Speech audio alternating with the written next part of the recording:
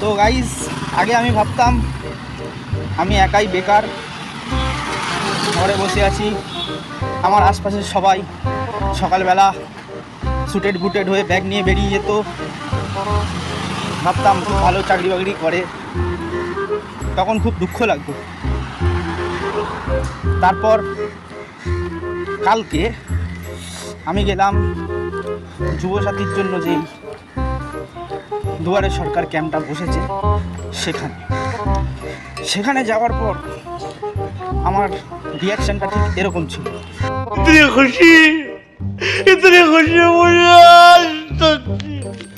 रुको जरा सबर करो। তোমরা হয়তো ভাবছো বেকার অবস্থায় আছি, 1,500 টাকা পাবো, সেই আনন্দ, কিন্তু সেটার জন্য না।